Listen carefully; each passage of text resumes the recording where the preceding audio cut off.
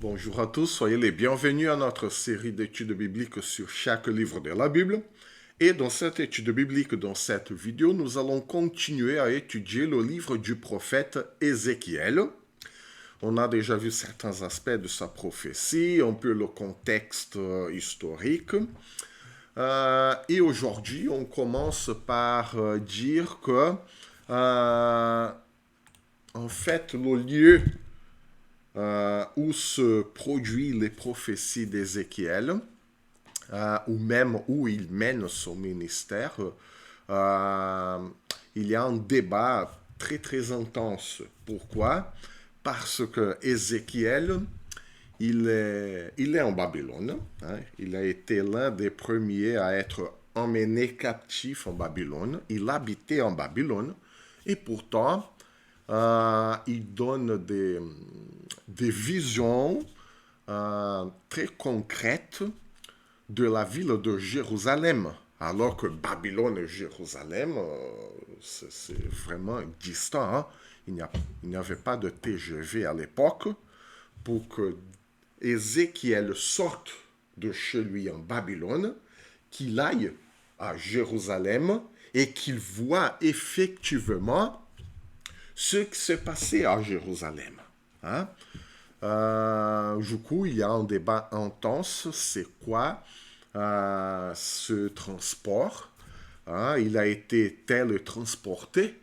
Donc, du coup, c'est vraiment difficile à savoir comment ça a été fait et comment l'interpréter aujourd'hui. Il y a cette difficulté. Hein? Évidemment, on parle du côté humain. Hein? Nous savons que Dieu est vraiment puissant pour nous télétransporter, mais comment ça se fait humainement parlant? Donc, c'est vraiment difficile, c'est impossible à savoir, mais il fait une mention tout à fait exacte hein, du temple dans sa vision. Hein? Et on parle là de chapitre 8 au chapitre 11. Hein? Je vais vous mettre notre tableau blanc. Voilà. On parle bien là de cette partie de son livre, du chapitre 8 au chapitre 11. Hein, il n'y a aucun moyen d'expliquer humainement son récit des événements à Jérusalem depuis qu'il était à Babylone. Hein. Et là, je vous invite à lire certains versets. Donc, on va lire. Nous avons déjà vu ça. Hein. Ézéchiel date précisément ses visions, ses prophéties.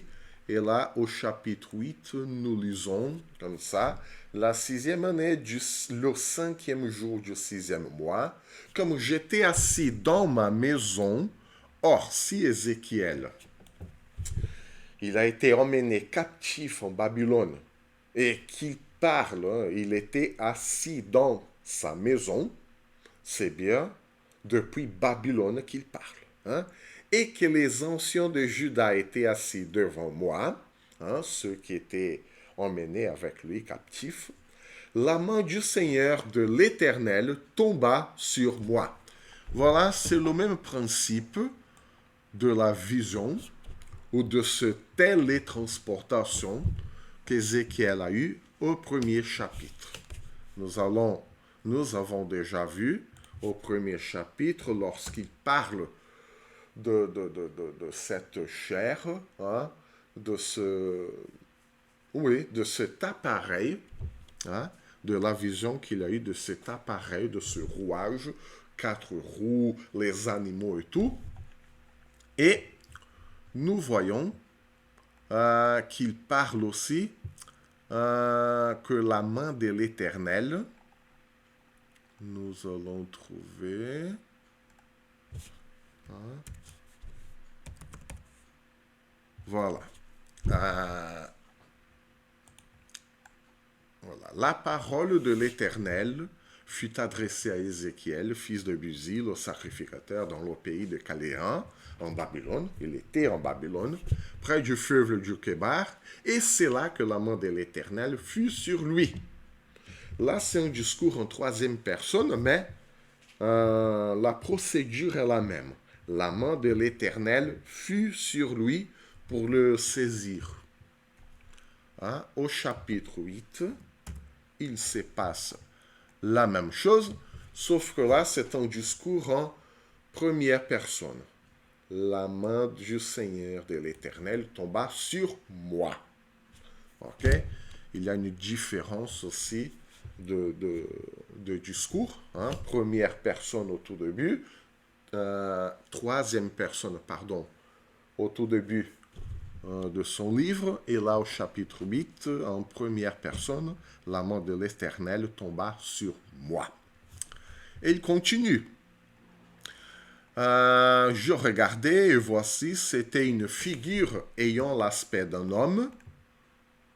Voilà, une autre chose bizarre. Hein?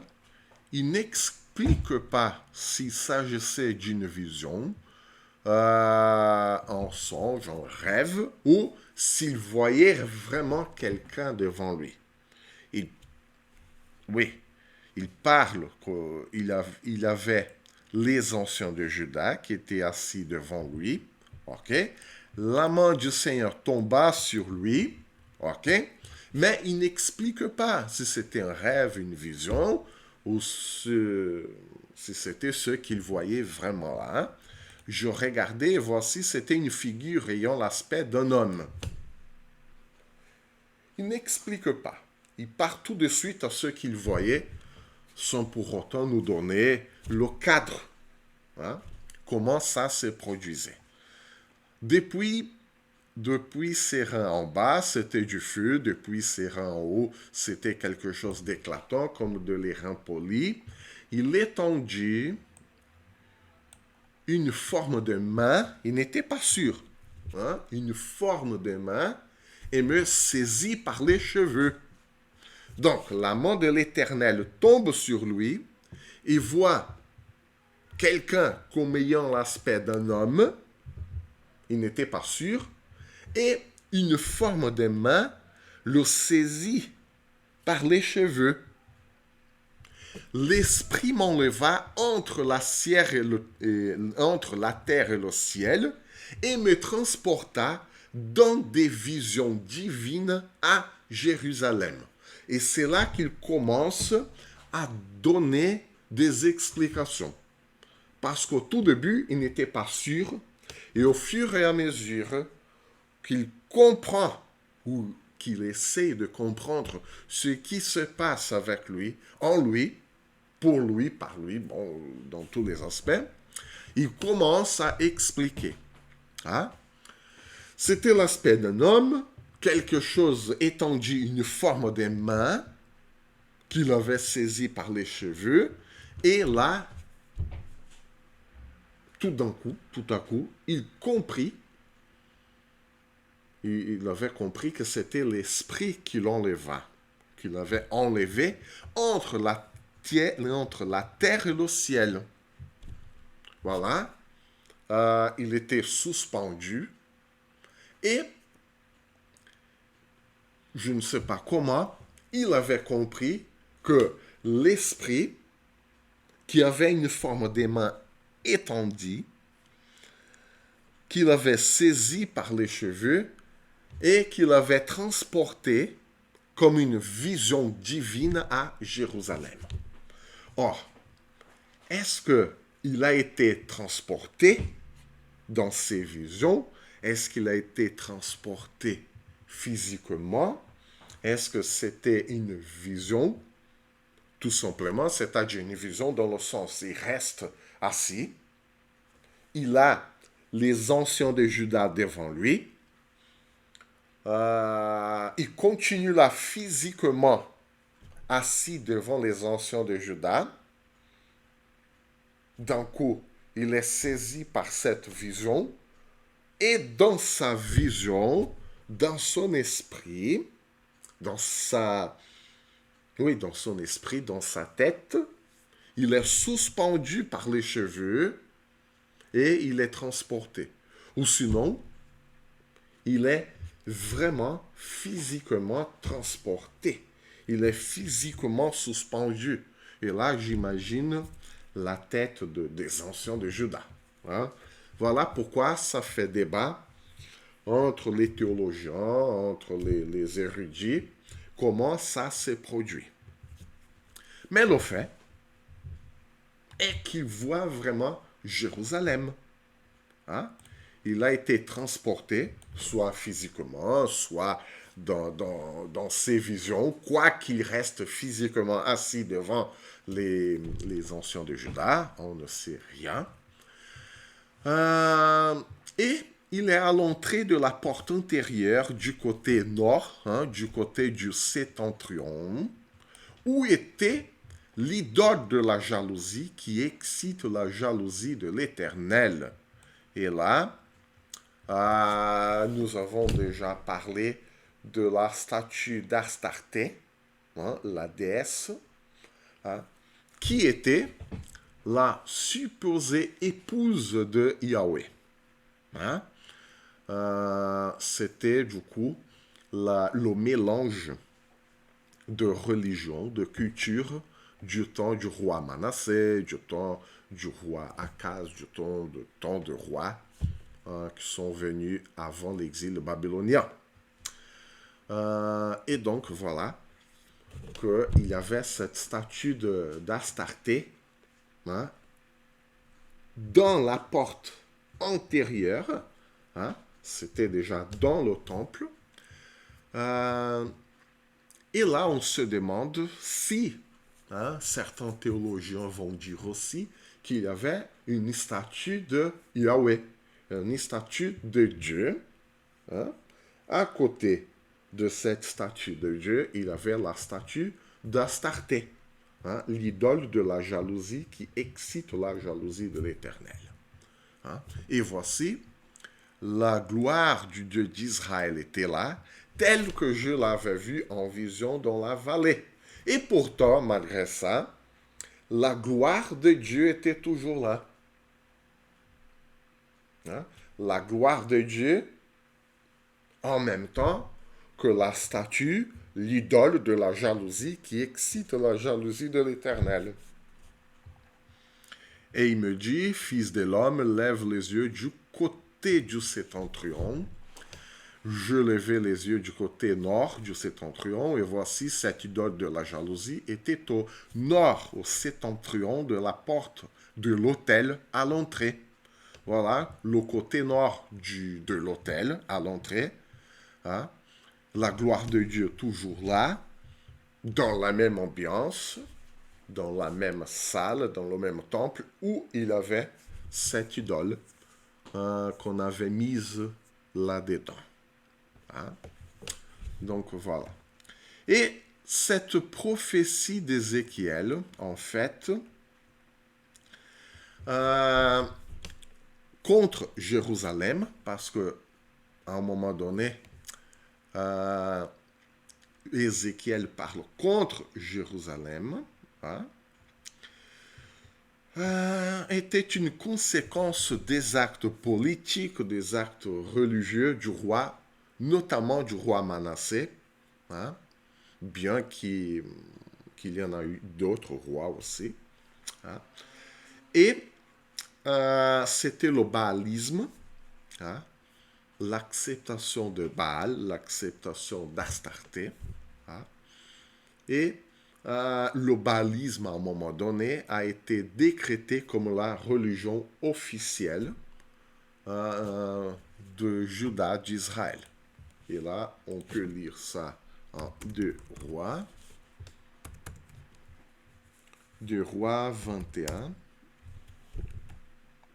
Et voilà, on parle bien de Manassé en tant que roi de Juda. Manassé avait 12 ans lorsqu'il devint roi. Il régna 55 ans à Jérusalem. C'était le roi qui a régné le plus en Juda. Et c'était le pire des rois de Juda. Hein? Sa mère s'appelait Eftishba. Il fit ce qui est mal aux yeux de l'Éternel, selon les abominations des nations que l'Éternel avait chassées devant les enfants d'Israël. il rebâtit les hauts lieux d'Ézéchias, son père, avait détruits. Il éleva des autels à Baal. Il fit une idole d'Astarté comme l'avait fait Akab, roi d'Israël. Et il se prosterna devant toute l'armée des cieux et la servit. Donc, voilà, entre le roi Akab et le roi Manassé, il s'est passé des siècles. Hein? Donc, on avait déjà éliminé le baalisme de Juda, d'Israël, et Manassé, il a fait entrer de nouveau cette religion, ce mélange culturel et cultuel, et il a fait une idole hein, de la déesse Astarté, et il l'avait mise dans le temple de Jérusalem. Il bâtit, au verset 4, il bâtit des autels dans la maison de l'Éternel, quoique l'Éternel ait dit, c'est dans Jérusalem que je placerai mon nom. Voilà Jérusalem en tant que symbole de la présence de Dieu parmi le peuple de Juda et d'Israël. Ok? Donc, la ville de Jérusalem symbolisait la présence de Dieu parmi son peuple. Hein? Du coup, Manassé, lorsqu'il a fait cette statue, il a dédaigné, il a méprisé la présence de Dieu parmi le peuple d'Israël et de Juda. Hein? Il a renié la présence de Dieu. Hein? Donc, voilà, il a nié la présence de Dieu parmi le peuple d'Israël. Hein? Et il bâtit des autels à toute l'armée des cieux dans les deux parvis de la maison de l'Éternel. C'est-à-dire que le temple de Salomon, il a été envahi d'idoles et d'autels consacrés à d'autres dieux. Hein? Yahweh n'était plus le seul unique Dieu. Et pourquoi? Parce que Manassé voulait le pouvoir politique, le pouvoir religieux, le pouvoir militaire. Il voulait tout contrôler. Sauf que Dieu interdisait son peuple de tout contrôler, pour la simple raison que c'était lui le seul unique Dieu. Or, pour tout contrôler, pour avoir toute la puissance, il faut nier la présence de Dieu qui interdit de tout contrôler. Et voilà pourquoi Manassé a fait ça. Hein? C'était un acte religieux, mais c'était aussi un acte politique. Hein? Et voilà pourquoi, lorsqu'on veut tout contrôler, il faut forcément nier la présence de Dieu parmi nous. Hein? Lorsque nous voulons tout contrôler, nous renions forcément la présence de Dieu au milieu de nous. Et voilà pourquoi tant de conflits politiques, tant de conflits militaires, encore de nos jours, hein, dans ce monde. Hein? Parce que pour avoir la toute-puissance, il faut forcément nier la présence de Dieu. Et voilà pourquoi, aujourd'hui, il y a un refus hein, d'avouer que Dieu est toujours présent. Parce que si l'humanité avoue la présence de Dieu, nous devons vivre en conséquence. Mais l'humanité ne veut pas vivre en conséquence de la présence de Dieu. Sinon, elle allait forcément chercher la paix. Et pour chercher la paix, il faut donner la place aux autres aussi. Sauf que personne ne veut donner la place aux autres. Donc voilà, rien de nouveau dans le soleil, dans l'histoire de l'humanité. Hein? Donc le verset 6, voilà l'une des pires abominations qu'on peut rencontrer dans l'histoire du peuple de Dieu. Il fit passer son fils par le feu, c'est-à-dire il a sacrifié son propre fils. Il observait de l'ouage les serpents pour en tirer des pronostics. Hein, il a pratiqué la magie. Il établit des gens qui invoquaient les esprits et qui prédisaient l'avenir. Voilà. Pourquoi Manassé a fait tout ça? Hein? Il voulait prédire l'avenir. Et pourquoi on veut prédire l'avenir? Parce qu'on veut contrôler notre histoire, notre vie. Si on peut prédire l'avenir, ça veut dire qu'on peut tout contrôler. Si on sait en amont ce qui se passerait dans l'avenir, on pourra tout contrôler. Et lorsqu'on peut tout contrôler, nous nous prenons pour Dieu. Mais pour qu'on puisse se prendre pour Dieu, il faut nier la présence du vrai et unique Dieu tout-puissant qui peut tout contrôler effectivement. Voilà pourquoi Manassé a fait tout ça. Une question de contrôle absolu sur toute chose. Que ce soit politique, que ce soit historique, il voulait tout contrôler. Hein? Il fit de plus en plus ce qui est mal aux yeux de l'Éternel afin de l'irriter.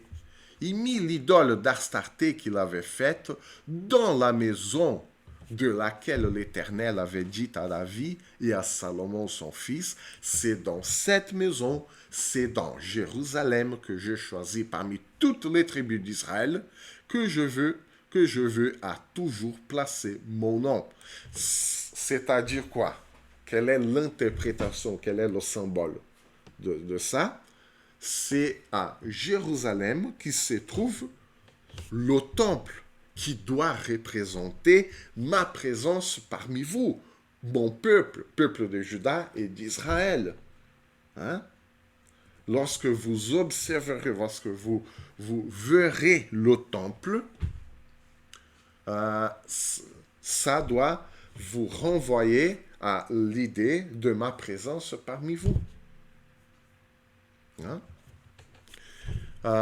Mais Manassé, il a voulu rayer le nom de l'Éternel, rayer la présence de Dieu parmi son peuple, et voilà, il a profané le temple. Hein? Il a profané le temple qui symbolisait la présence de Dieu. Et lorsqu'on profane quelque chose qui symbolise la présence de Dieu, hein, nous nions, nous profanons, nous souillons, nous rayons l'existence de Dieu parmi nous. Oh, sauf qu'on ne peut pas faire ça. On peut nier, on peut faire semblant que Dieu n'est pas là. Mais ça ne veut pas dire que lorsque nous nions la présence de Dieu, parmi nous, Dieu va disparaître. Non.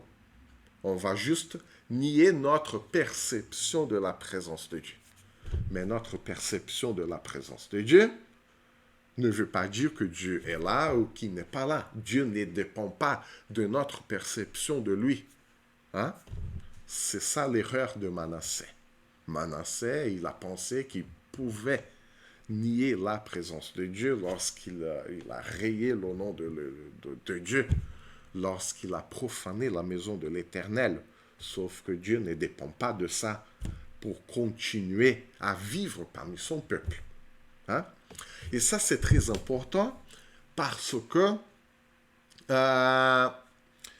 ce genre de pensée, de réflexion, d'action que Manassé a fait, ça va expliquer pourquoi, après, le prophète Ézéchiel, il a vu la gloire de Dieu qui sortait du temple de Jérusalem et qu'il est allé vers Babylone, justement où le peuple habitait.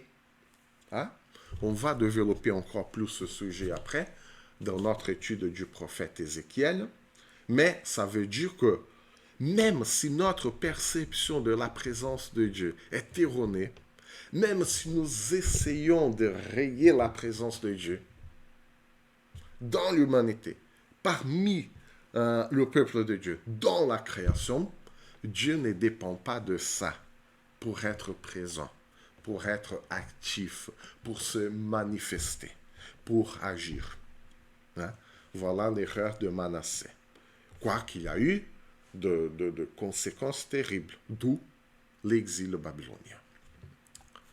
Donc, voilà un peu ce qui explique pourquoi la gloire de Dieu quitte le temple et qu'elle va en direction du peuple en Babylone.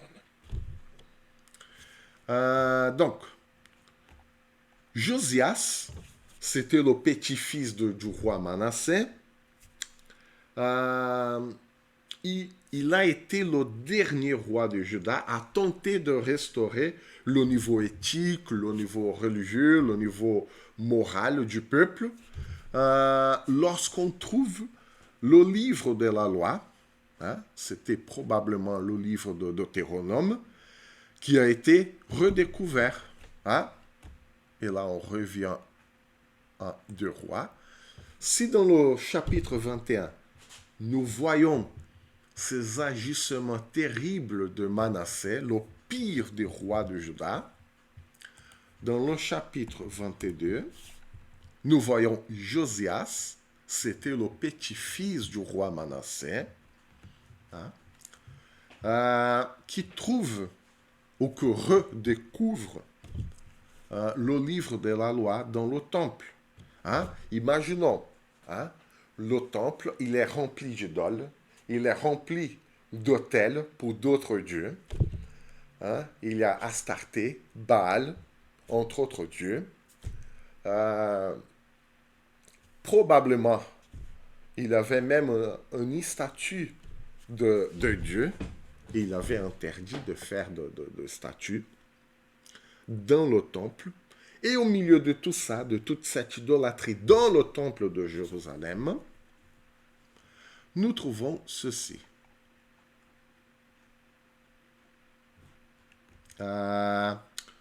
Nous avons là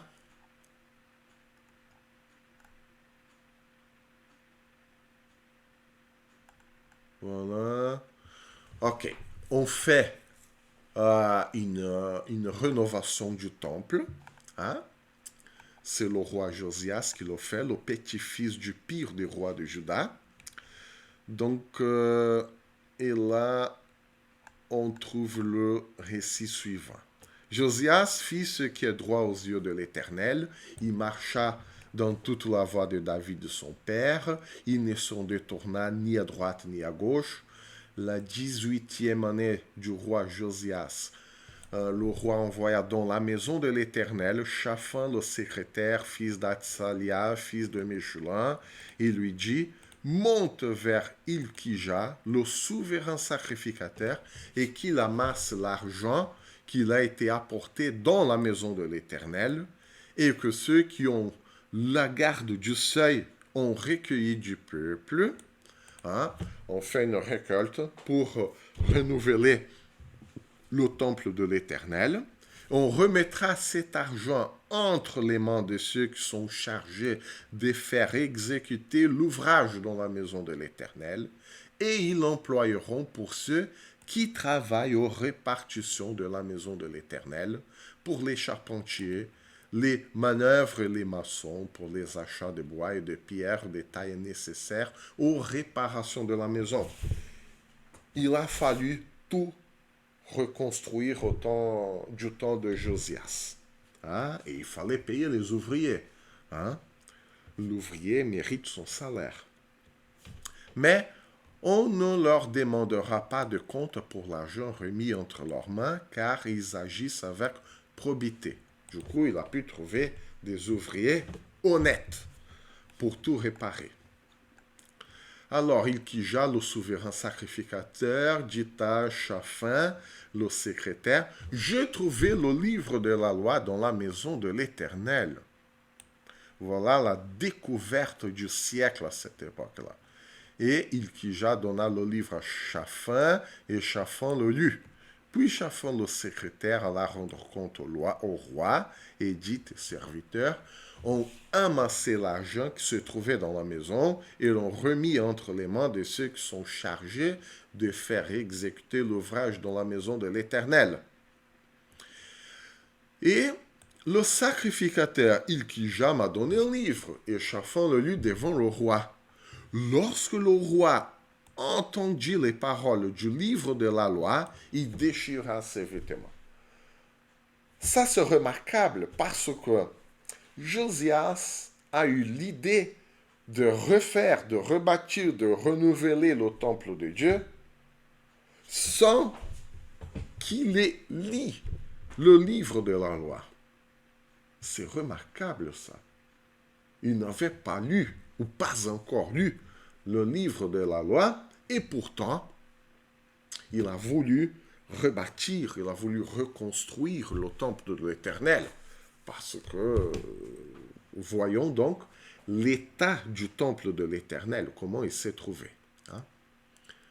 Et lorsque le roi Josias a entendu les paroles du livre de la loi, probablement le livre de Deutéronome, c'était tellement flagrant, tellement terrible, ce qui était marqué dans la loi et ce qui se faisait à l'époque, qu'il a déchiré ses vêtements. Et le roi donna cet ordre au sacrificateur Hilkija, allez consulter l'Éternel pour moi, pour le peuple, pour tout Juda. Voilà. Le roi Josias, il a fait ce que le roi David a fait aussi. Hein? Il s'est mis dans le même panier de tout le peuple parce qu'il s'est rendu compte que le roi était le représentant du peuple devant Dieu. Hein? Voilà. Hein? Consultez l'Éternel pour moi et pour le peuple et pour tout Juda au sujet des paroles de ce livre qu'on a trouvé. Car grande est la colère de l'Éternel qui s'est enflammée contre nous, pas contre vous, peuple de Juda, contre nous, moi y compris, hein, parce que nos pères n'ont point obéi aux paroles de ce livre et n'ont point mis en pratique tout ce qui nous y est prescrit. Voilà. Il dit que les pères, voilà, nos ancêtres, mais nous aussi. Josias, il se met dans le paquet. Hein? Il ne s'exempte pas de la responsabilité. Hein? Donc voilà, esprit de communauté, pas esprit de pointer du doigt. Hein? Il se met dans le paquet. Donc voilà une des caractéristiques de la prophétie biblique, le prophète de l'Éternel, il se met dans le lot de tous les autres. Hein? Il attire sur lui la responsabilité. Hein? Dans une société à l'époque qui ne trouvait que des excuses, qui ne trouvait que de ses propres moyens pour s'en sortir, pour faire des choses, qu'est-ce que Josias a fait? Il assume la responsabilité, il se met dans le même lot que tout le peuple de Juda pour faire ce qui est bien, pour faire ce qui est correct, hein, pour faire ce qui est bon. Et ça commence par la volonté de Dieu. Ça ne commence pas pour trouver la chasse aux sorcières, c'est qui a fait ça, c'est qui a fait, c'est qui, la faute à qui. Non, non, non. Nous sommes tous coupables, nous sommes tous responsables. On va trouver la voie du Seigneur, on va trouver la volonté de Dieu, au lieu de, mais qu'est-ce qui s'est passé, qui a pu faire telle et telle chose qui nous a amenés à ce stade-là. Non. Non, non, on est tous dans le même bac, on est tous dans le même paquet, on est tous dans le même lot et on va trouver la solution ensemble. Et la solution est de chercher la volonté de Dieu. Hein? Pourquoi tout ça c'est important? Parce que le temps du prophète Ézéchiel en Babylone, c'est-à-dire que le temps du roi Josias, il est complètement différent du temps d'Ézéchiel.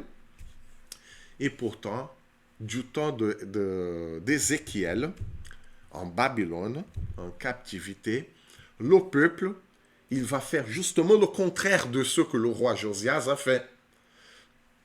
Pardon. Le peuple du temps du prophète Ézéchiel en Babylone, il a voulu culpabiliser les ancêtres. Ah, mais ce sont nos ancêtres qui ont péché. Et voilà pourquoi nous nous trouvons aujourd'hui en Babylone. Voilà pourquoi nous nous trouvons aujourd'hui en captivité. Et le prophète Ézéchiel va leur dire que non, non, vos ancêtres, ils ont péché aussi, mais vous avez aussi votre part de responsabilité parce que vous avez péché aussi.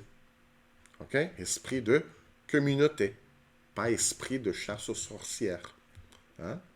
Donc voilà pourquoi Josias est considéré un bon roi qui a marché selon les pas de David. Hein? Et voilà pourquoi David, il est aussi considéré un bon roi. Hein? Un bon roi, c'est pas un roi exempt d'erreurs, de péchés, de fautes. Non. Ils ont commis des erreurs, ils étaient pécheurs. Mais ils ont pris leur part de responsabilité. Ils ont considéré qu'ils étaient aussi responsables et ils ont essayé de faire quoi? De lire la parole de Dieu, de se considérer eux-mêmes responsables de ce qui s'est passé et ils ont essayé de corriger leurs pas, leurs fautes, leurs péchés à partir de la lecture de la parole de Dieu. Hein? Donc, un bon roi ou une personne juste devant les yeux de Dieu n'est pas celui qui ne pêche plus. Évidemment, on doit faire des efforts pour ne plus pécher. Mais le juste, selon la Bible, selon Dieu, est celui qui reconnaît son péché et que est celui qui, à partir de la parole de Dieu, essaye de corriger ses pas et qui prend sa part de responsabilité. Voilà le juste. Et voilà pourquoi David et Josias, ils ont été considérés comme justes, hein, devant les yeux de Dieu. OK? Donc, et tout ça, hein, cette analyse du roi Manassé et l'analyse du roi Josias sont importantes parce que pendant l'exil babylonien, le peuple, on va constater ce fait au fur et à mesure de nos études sur le livre d'Ézéchiel, le peuple n'avait pas encore compris leur partie, hein, sa partie de responsabilité dans ce qui s'est passé et pourquoi l'exil babylonien a eu lieu. Hein. Donc, c'est important de toujours revenir aux sources de la justice et la justice selon la Bible. Hein? C'est pourquoi nous allons voir au fur et à mesure de nos études, hein, l'adultère, hein, de Judas, la responsabilité personnelle qui renvoie à la responsabilité communautaire, hein, et tout un tas d'autres choses aussi. OK? On s'arrête là. Et voilà, que le Seigneur vous bénisse, que le Seigneur vous garde. À la prochaine vidéo, à la prochaine étude biblique.